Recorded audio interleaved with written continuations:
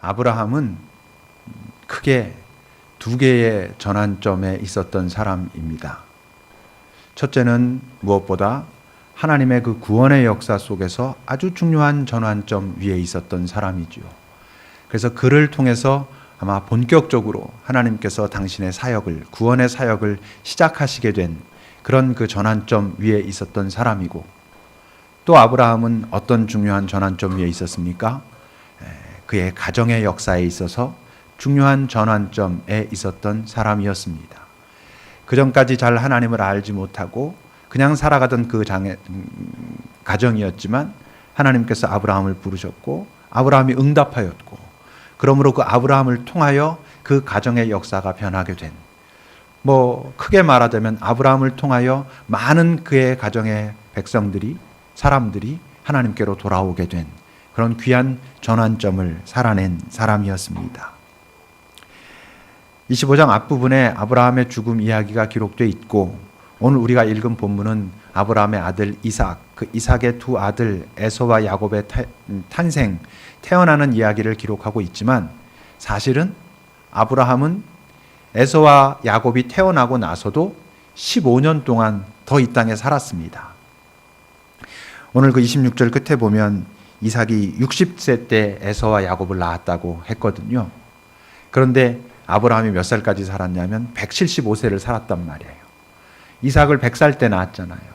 그 60살 때 낳았으니까, 애들을 낳았으니까 그때도 아브라함은 사실 생존에 있었던 것이죠. 그러니까 에서와 야곱이 태어나고 나서도 15년 동안 아마 울타리로 살았을 것입니다. 그 가정의 소중한 울타리로 아브라함은 그렇게 살았던 것이죠. 오늘 본문 19절과 20절을 여러분 보시면 아브라함의 아들 이삭의 족보는 이런데, 20절, 이삭은 40세에 리브가를 맞이해서 아내를 삼았다 합니다. 리브가는 누구냐 하면 밧단 아람의 아람 족속 중 부두엘의 딸이요 아람 족속 중 라반의 누이였더라 라고 기록합니다. 언뜻 보면 지난주에 아브라함이 자기 종 엘리에셀을 통해 가지고 이방인들 중에서 하지 말고 내 족속에 가가지고 저기 이삭의 아내를 구해와라 그랬는데, 언뜻 보면 이들이 이방인인 것 같지만 실제로 아브라함이 아람 족속이었습니다. 여러분 창세기 24장 15절을 한번 보세요. 24장 15절을 보면, 말을 마치기도 전에 리브가가 물동이를 어깨에 메고 나오니, 누구 말이냐면 엘리에셀이 왜 하나님 앞에 오늘 나를 순조롭게 하사 내 주인 아브라함을 하나님께서 은혜를 베풀어 주십시오 이렇게 기도하는 장면이었었잖아요. 그 말이 마치기도 전에 리브가가 나왔습니다. 근데 그는 누구라고? 아브라함의 동생 나홀. 그 나홀에 아마 아내가 몇 명이 있었나 봐요. 그 중에 아내 밀가의 아들 부두엘의 소생이라 그랬어요. 그러니까 부두엘은 나홀의 아들인 것이죠. 나홀의 아들이고, 나홀과 아브라함은 서로 형제간이에요. 이삭은 아브라함의 아들이에요. 그러면 오늘 부두엘 장인될 그 부두엘과 이삭은 어떤 관계입니까? 사촌 관계죠. 그래서 다시 한번 여러분 데라의 그 가계도를 한번 보십시오.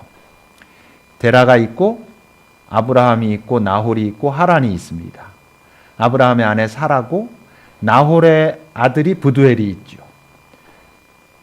그런데 그 부두엘의 딸을 보면 리브가가 있죠. 리브가가 저 위에 보면 아브라함과 사라의 아들 이삭의 아내가 되고, 리브가의 오빠가 라반으로 되어 있지 않습니까? 그 라반의 두 딸이 레아와 라헬인데 그들은 누가 되죠? 나중에 보면 이삭과 리브가에게 난 야곱의 두 부인이 됩니다. 이렇게 가족 관계가 그때만 해도 이렇게 가족들끼리, 친척들끼리 결혼하고 그랬었는데, 오늘 나오고 있는 부두엘이 바로 나홀의 아들이고 부두엘의 딸이 리브가고, 그가 이제 이삭의 아내가 된 것입니다. 근데 이들 부부에게도 오랫동안, 몇 년 동안, 20년 동안 자녀가 없었어요. 아까도 본 것처럼 이삭이 40세에 결혼했는데 몇 살에 애들을 낳았다고? 60살에 낳았다고요. 20년 동안 자녀가 없었어요. 그 당시는 우리가 지금 창세기 보면서 계속 얘기해 왔지만 자녀가 없다는 게 굉장한 어려움이었는데, 20년 동안 자녀가 없었으니까 얼마나 그들이 힘들었겠습니까? 그래서 어떻게 합니까? 이제 21절을 보니까 이삭이 그의 아내가 임신하지 못함으로 그를 위하여 여호와께 간구하였더니 여호와께서 그의 간구를 들으시고는 그의 아내 리브가가 임신하였다라고 우리에게 말해주고 있습니다. 근데 한번 생각해야 될 게 있어요. 만약 이삭이 자식을 주십시오라고 간구하지 않았다면, 기도하지 않았다면 그러면 어떻게 됐을까? 그럼 하나님께서 이렇게 보시고 네가 지금 나한테 구하질 않아? 그럼 안 줘. 이러셨을까? 그러지 않았겠죠. 왜냐하면 하나님의 약속이었었거든요. 아브라함에게 네 아들 이삭을 통하여 내가 후손을 번성케 하겠다라고 하신 약속이었으니까 사실 이삭이 하나님 앞에 자식을 주십시오라고 기도하느냐와 관계없이 자식은 하나님께서 주시기로 워낙 계획되어 있었고 그 약속을 지키실 분이기 때문에 그건 분명히 그랬을 것입니다만, 여러분 그렇다면 도대체 그 이삭의 간구란 무엇이었을까? 이삭의 간구의 의미는 과연 무엇이었을까? 자, 여러분, 아브라함이 이삭을 낳고 이삭이 가장 많이 자기 아버지 아브라함에게 들었던 이야기가 무엇에 관한 이야기였겠습니까? 아마도 너는 어떻게 태어났고 너가 태어날 때 하나님께서 어떤 약속을 하셨고 네가 이러이런 쉽지 않은 과정도 다 겪었지만 이 모든 것들이 하나님의 이런 계획을 이루어가기 위함이셨고 이 얘기를 가장 많이 듣지 않았겠습니까? 우리를 불러냈고 너를 주실 때 너를 통하여 하나님께서 당신의 백성을 갖다가 번성케 하시겠노라고, 우리의 후손들을 번성케 하시겠노라고 하였다라고 아마 가장 많이 그가 들었을 이야기일 것입니다. 여러분, 그러니까 이삭이 지금 하나님 앞에 간구하였다라고 하는 이 간구는 단순히 자식을 주십시오라는 간구는 그거에만 머물러 있지는 아마 않았을 것입니다. 그의 간구가 없었어도 아마 하나님께서는 자식을 주셨겠지만 이삭은 그의 간구는 어떤 모습이었겠어요? 하나님 앞에 나아갈 때마다 자기 아버지 아브라함에게로부터 참 그토록 많이 들었던 하나님께서 나에게 자식을 주시고 후손을 번성케 하시겠노라고 하신 그 약속을 기억하면서 하나님 앞에 나아가서 하나님께서 내게 하신 그 약속을 제가 잊지 않고 기억합니다. 하나님께서 하나님의 때에 그것을 이루실 것을 내가 믿겠습니다 하는 그런 것들이 분명히 있었을 것입니다. 때로 어떤 순간에는 두렵고 이게 어떻게 되는 건가 당황스럽고 그래서 하나님 자식을 주시겠노라고 약속하셨는데 왜 안 주십니까 하는 시간도 있었겠지만 또 그 앞에 나가서 가만히 머무를 때마다 하나님의 신실하심을 기억하고 또 아마 자기 아버지로부터 참 많이 들었을 그 여호와 일의 하나님, 준비하시는 하나님, 그것을 또 다시 확인하면서 하나님의 때에 하나님께서 바로 약속하신 그 일을 행하실 것을 내가 믿지만 하나님, 내가 이 순간 흔들리지 않을 수 있도록 도와주소서라고 하는 그런 간구의 시간들이었을 것입니다. 뭘 보면서 우리가 그런 힌트를 얻을 수 있냐면 바로 그랬기 때문에 아브라함이 조급하지 않을 수 있었던 것이죠. 여러분, 어떻게 생각해 보면 자기 아버지 아브라함은 얼마나 많이 그 조급했기 때문에 하갈이라고 하는 아내를 얻고 그런 과정을 겪게 되잖아요. 근데 20년 동안 자식이 없었음에도 불구하고 이삭은 다른 선택을 하지 않습니다. 그냥 기다리는 것이죠. 그 기다릴 수 있는 힘은 뭐였겠어요? 하나님 앞에 나아가서 하나님의 언약을 다시 확인하고 하나님께서 당신의 때에 그것을 이루실 거라는 것을 마음속에 확인하면서 그가 조급하지 않을 수 있었던. 여러분, 우리가 이 땅을 살아가면서 하나님의 때를 기다리면서도 지금 내가 해야 할 것을 잘 감당하려면 무엇이 없으면 안 되냐 하면 기도하지 않고는 안 되는 것입니다. 하나님의 때를 기다리면서 지금 내가 이 순간 하나님께서 내게 기대하시는 것을 하나하나 해갈 수 있으려면 기도하지 않고는 안 된다고요. 왜 그러겠어요? 우리는 기도하지 않으면 결국 어디에 우리는 휘둘리냐 하면 급해 보이는 거, 좋아 보이는 거, 빨리 이것을 해결해야 될 것 같은 것에 자꾸 휘둘리게 돼 있거든요. 그러니까 때를 기다린다는 것은 참 어려운 것입니다. 아브라함이 왜 하갈이라고 하는 그 아내를, 그 둘째 아내를 첩을 얻게 됩니까? 하나님과 깊은 교통이 계속해서 유지되지 않았던 것이죠. 그러니까 마음이 조급한 것이죠. 뭔가 이거 해결해야 될 것 같은데, 그러니까 다른 방법을 쓰죠. 우리의 삶에 있어서 사용되는 다른 방법이라고 하는 것은, 다시 말해서 하나님께서 원하시는 방법이 아닌 다른 방법이라고 하는 것은 우리가 하나님과 깊은 교통 속에 없을 때 항상 벌어지는 것이죠.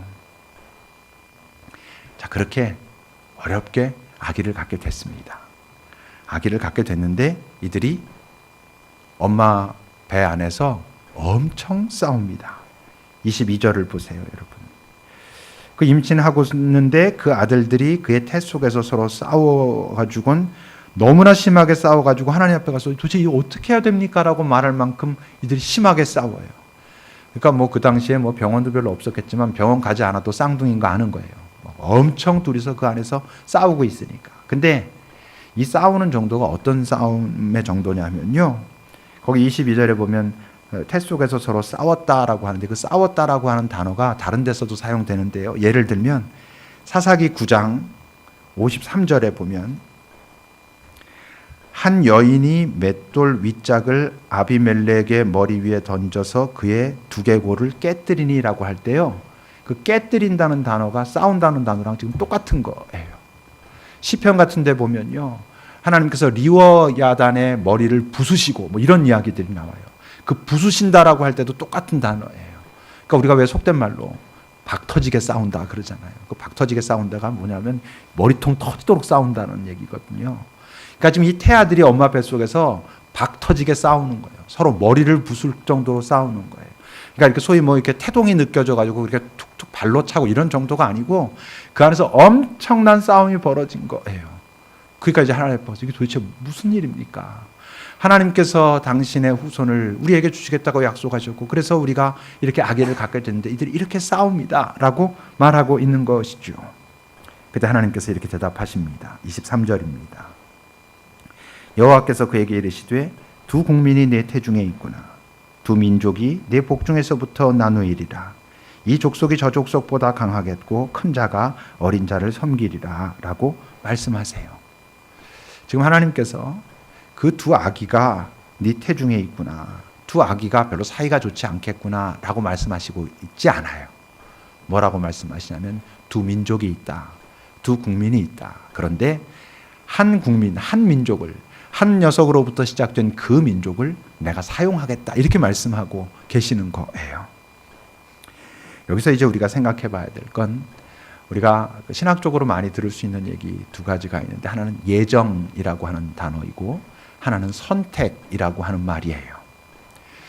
아주 보수적인, 아주 근본주의적인 예정론, 아주 좁은 의미의 예정론은 하나님께서 구원받을 자와 구원받지 못할 자를 이미 예정해 놓으셨고, 그래서 그 자들만 구원을 받는다, 이렇게 얘기해요. 사실 그 칼빈의 얘기도 그거랑 좀 다른데, 아주 극단적인 칼빈주의자들이 그런 이야기들을 하곤 해요.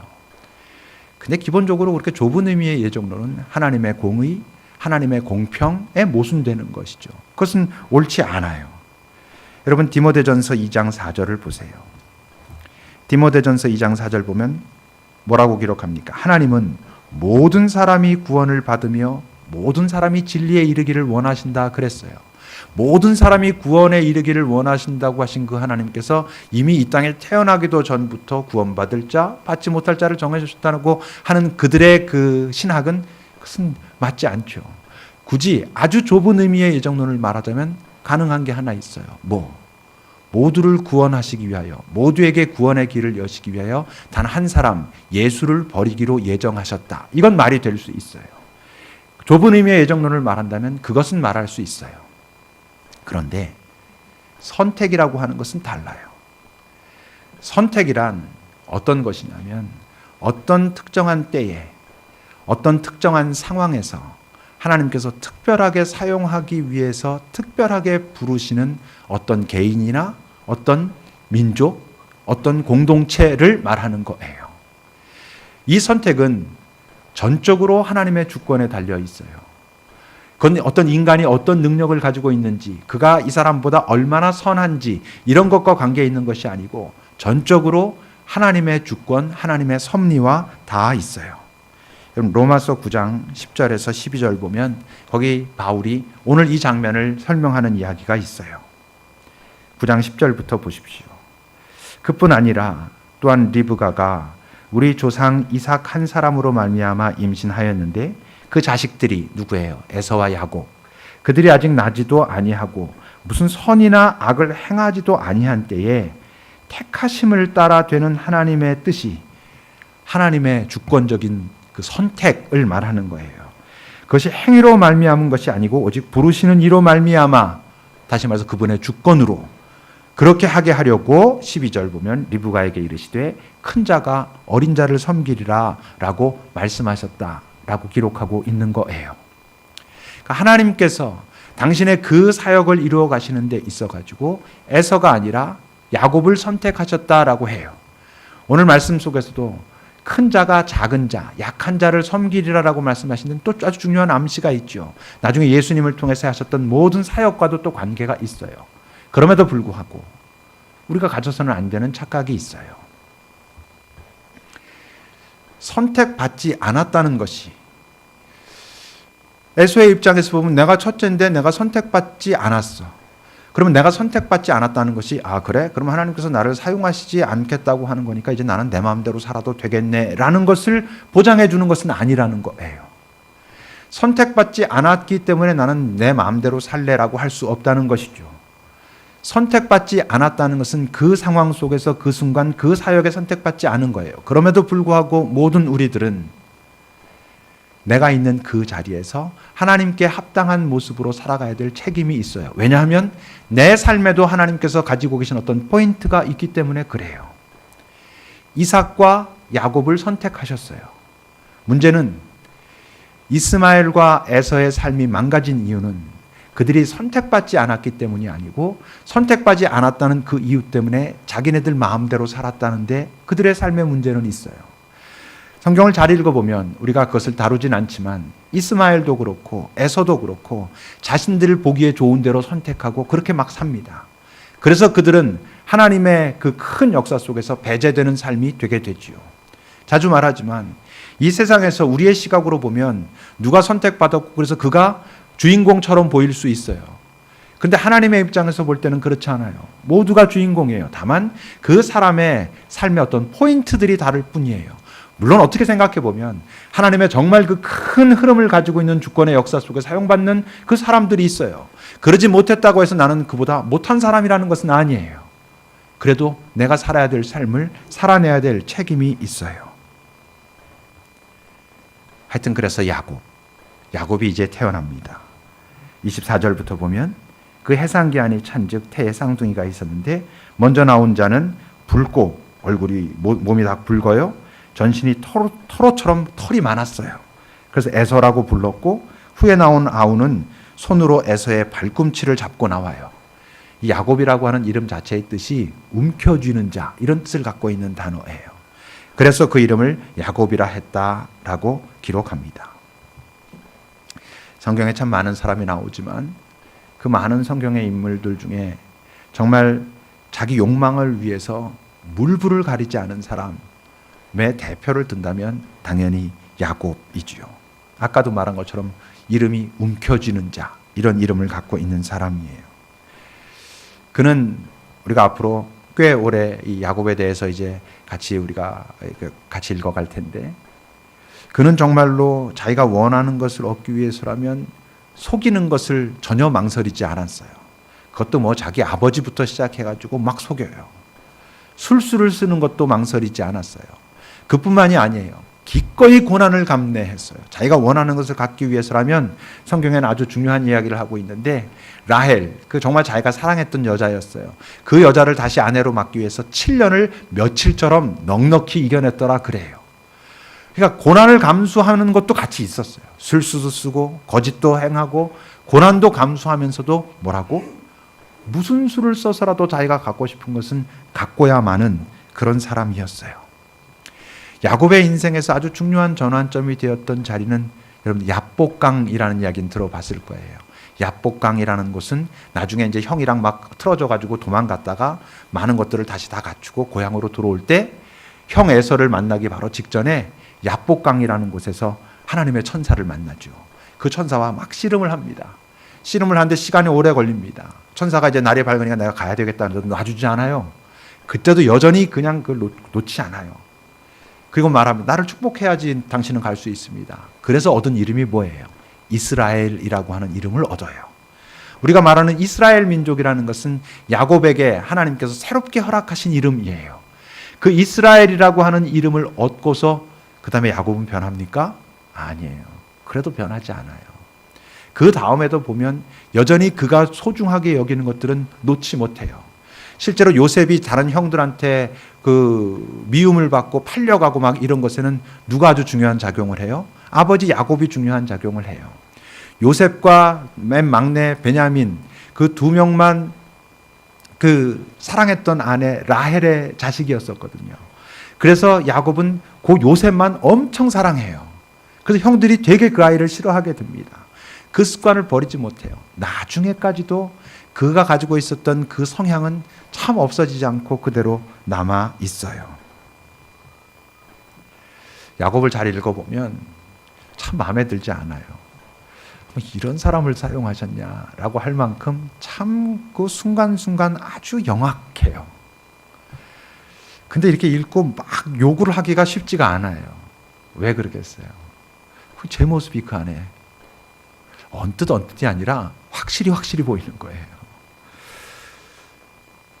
옳은 게 어떤 건지 알아요. 근데 딱 그 순간이 되면 옳은 것보다 좋은 것에 내가 끌려가요. 관계가 소중하다는 것을 알아요. 이 관계를 위해서라면 내가 좀 버티고 때론 손해도 감수해야 된다는 것을 알매도 불구하고 딱 그 순간이 되면 관계보다 이익이냐 손해냐가 더 나한테 강하게 다가와요.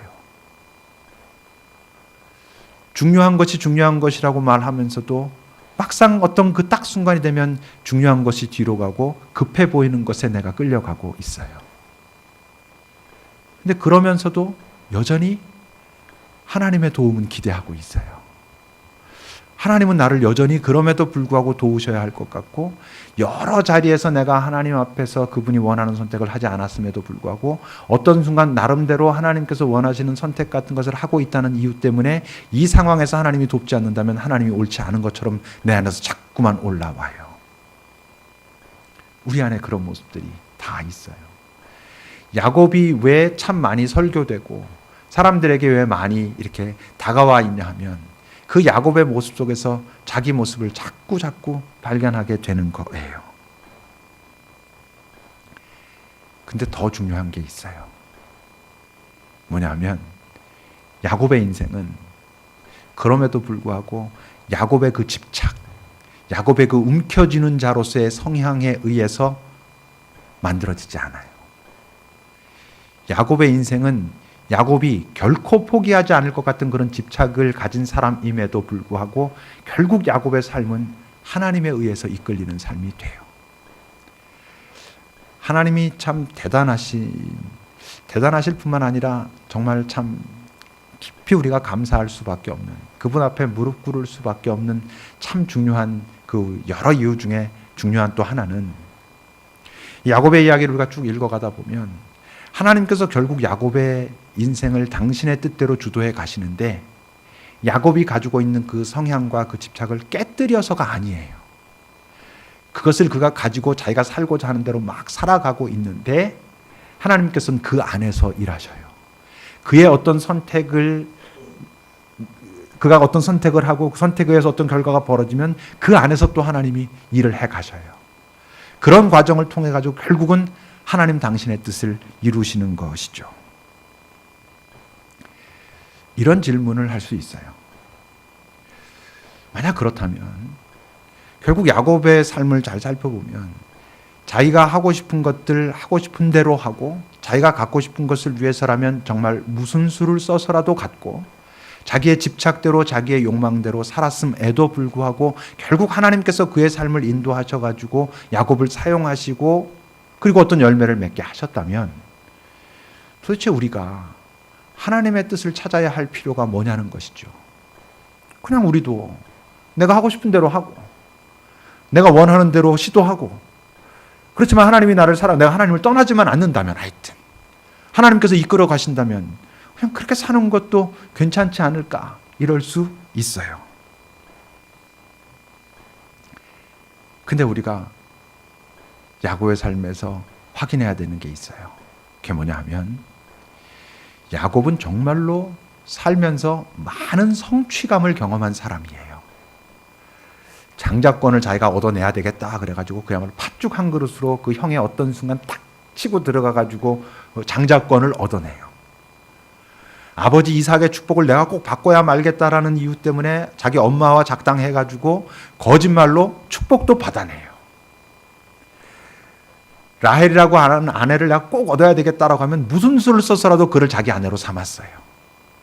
이제 내가 고향으로 돌아가야 되는데 우리 삼촌이 조금, 우리 장인이 조금 이상 이렇게 한데 내가 내 재산을 이제 증식해야 되겠다라고 할 때도 여러 하여튼 묘한 술수를 써가지고 재산도 증식해요. 아주 많은 성취를 경험한 사람이에요. 근데 여러분, 야곱의 삶에 거의 없었던 게 있어요. 그게 뭐냐 하면 평화예요. 많은 성취를 경험하며 그는 살았는데 그는 평화 속에서 살지는 못했어요. 그래서 그는 그의 인생의 말년에 이런 고백을 한다고요. 창세기 47장을 보세요, 여러분. 47장 9절에 보면 이 장면은 어떤 장면이냐 하면 이제 이집트, 애굽에서 요셉 자기 11번째 아들이 총리가 되어 있고 그 총리가 된 아들한테 다 가족이 내려가죠. 기근이 들어가지고. 거기서 이제 바로 왕이, 이집트 왕이 그에게 물은 거예요. 네 나이가 얼마냐라고 물었을 때 하는 대답이에요. 야곱이 바로에게 아뢰되 내 나그네 길의 세월이 130년이니 내 나이가 얼마 못 됩니다. 우리 조상의 나그네 길의 연주에는 미치지 못합니다. 그런데 내가 그렇지 못함에도 불구하고 뭐라고 말하냐면 내가 험악한 세월을 살았습니다. 그래요. 많은 성취를 한 사람이에요. 인간적으로 보면. 정말 자기가 원하는 건 거의 다 가진 사람이에요. 무슨 수를 써서라도. 근데 그는 자기의 삶을 설명하는데 험악한 세월을 살았다 그래요. 이 단어의 의미는 그냥 조금 힘들었다 이런 뜻이 아니에요. 정말 인생의 가장 밑바닥에서부터 아파하고 힘들어하는 그런 삶을 내가 살았습니다라고 지금 고백하고 있는 거예요. 여기 있는 우리들은 아마 하여튼 공통적으로 나타날 것은 저는 하나 있을 거라고 생각해요. 그건 뭐냐 하면 우리의 삶의 그 마무리되는 부분쯤 되면 우리가 어떻게 살았든 참 그럼에도 불구하고 내가 그랬음에도 불구하고 결국 하나님이 나를 지켜주셨구나 라고 다 고백할 사람들이에요. 그렇게 될 겁니다. 근데 여러분, 내 삶을 다 살고 나서 돌이켜보니까 내 마음대로 내 생각대로 그렇게 막 살았는데도 불구하고 하나님이 나를 지키셨구나라고 고백하는 것하고 지금 이 순간 하나님이 나와 함께 하고 계시고 나를 기대하시며 지금 나와 한 걸음을 걷기를 원하시는구나. 지금 그분이 나와 함께 하고 계시고 나와 내 손을 잡기를 원하시고 나와 함께 걷기를 원하시는 삶이구나라는 것을 지금 내가 아는 것하고는 여러분 자기 삶을 대하는 태도에 있어서 얼마나 다르겠어요. 전혀 거기에 대한 인식 없이 이 땅에서 살아야 된다고 한다면 결국 그 삶의 모습은 어떨 수밖에 없겠어요. 투쟁이지요. 끊임없이 눈치를 봐야 돼요. 이 상황 속에서 내가 살아남으려면 어떻게 해야 되는가라고 해야 돼요. 내가 장자권을 갖지 못하면 내가 안 될 것 같은데 어떻게 하면 내가 장자권을 가질까 해야 돼요. 아버지의 축복을 받지 못하면 내가 복을 못 받을 것 같은데 어떻게 해서 내가 복을 받아야지 해야만 될 것 같아요. 저 여자를 내 아내로 삼으려면 이렇게 해야 될 것 같은데 어떻게 하면 내가 이걸 딱 해낼 수가 있을까라고 하는 끊임없는 투쟁일 수밖에 없어요. 근데 여러분 생각해 보세요. 야곱이 야곱된 게 그가 형한테 팥죽 주고 장자권을 얻었기 때문이겠어요? 야곱이 야곱으로 사용된 게 자기 아버지 이삭의 축복을 거짓으로 에서에게 하려고 했던 그 축복을 거짓으로 하고 들어가가지고 자기가 받았기 때문에 거봐 이렇게 안 했으면 내가 이렇게 하나님한테 사용되지 못했을 텐데 이랬어 였겠어요? 그렇지 않아요.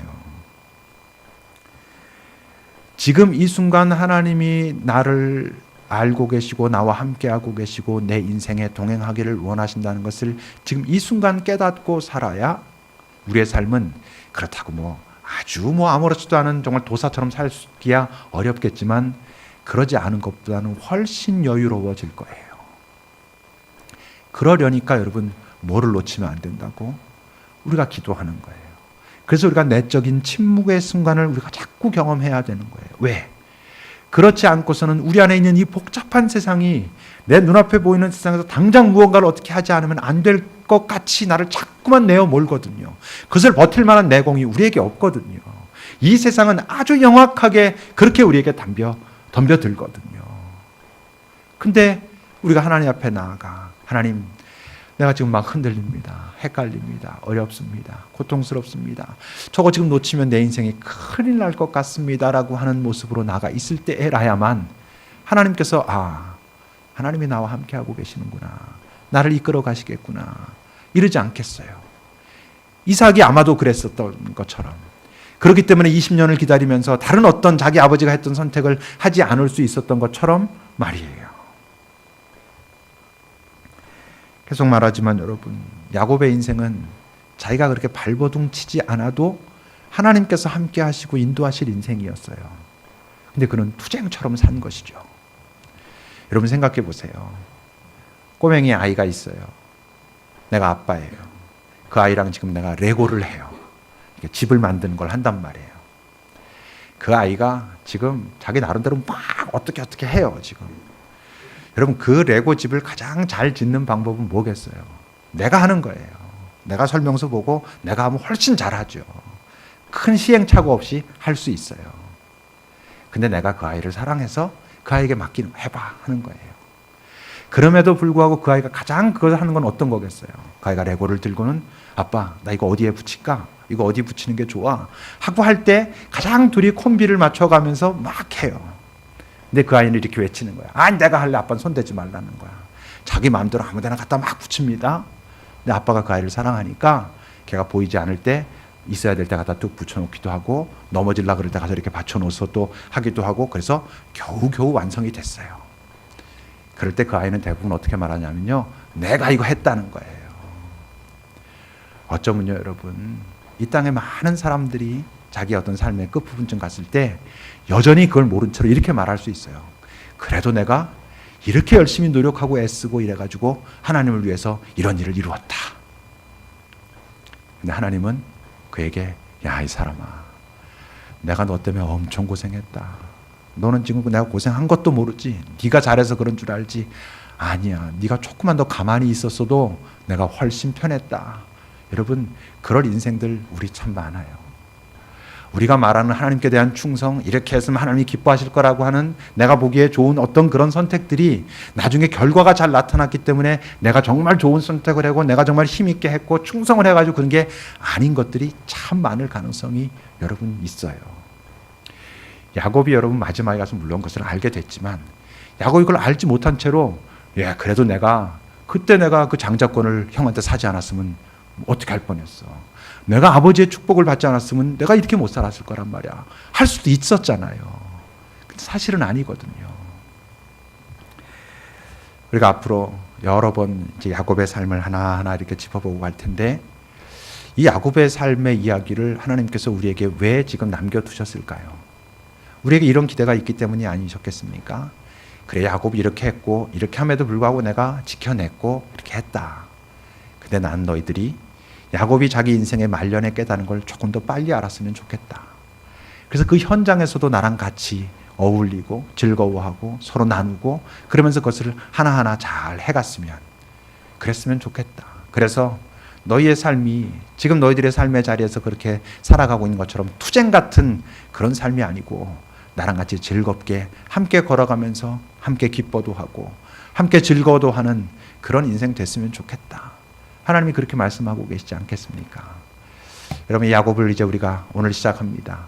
따라가면서 하나님, 내가 움켜쥐는 자로서가 아니라 맡겨드리는 자로서 살아갈 수 있는 용기를 내게 주십시오 라고 여러분 하는 마음으로 함께 우리가 가볼 수 있기를 바랍니다. 기도합시다. 우리 잠시 지금 내가 살고 있는 내 삶의 현장에서 나는 마치 야곱처럼 살고 있지는 않은지 잘 살펴보면서 하나님, 어쩌면 내가 이렇게 투쟁하는 것이 잘 사는 것이 아니라 하나님은 어쩌면 내게 투쟁이 아니라 나와 함께 가자고 말씀하실 수도 있다는 것을 기억하고 지금 이 순간 내게 중요한 것은 하나님을 발견해내는 것이라는 것을 내가 알게 하옵소서라고 우리 잠시 기도합시다.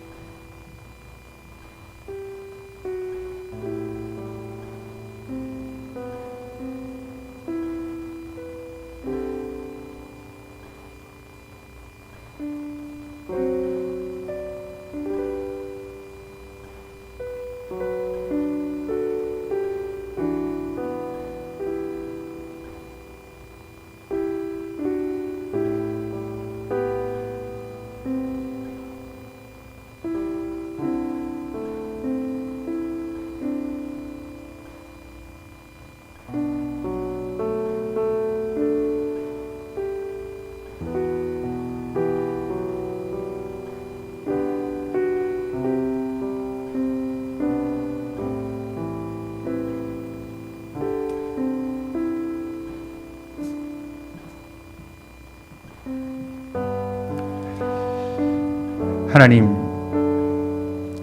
우리들 모두 이 땅에서 얼마만큼 살다가 또 이 땅의 호흡은 끝날 텐데, 그 마지막 순간에, 그 살아오는 순간순간에는 그 많은 성취 때문에 즐거워했는데 막상 마지막 순간엔 성취했던 것들은 별로 내 기억이 없고 내 삶이 참 험악했구나 라고만 남지는 않도록, 하나님, 우리가 이 땅을 살아가는 동안 주와 함께 친구로 주께서 함께 가자 하시는 그 길을 그냥 그만큼씩 따라가며 충분히 평화롭고 자유로울 수 있다는 그 비밀을 이 세상에 보여주는 사람으로 살도록, 특별히 우리와 너무나도 비슷한 야곱, 우리 믿음의 선배를 통하여 우리가 잘 깨달을 수 있는 은총을 베풀어 주십시오. 예수님의 이름으로 기도합니다. 아멘.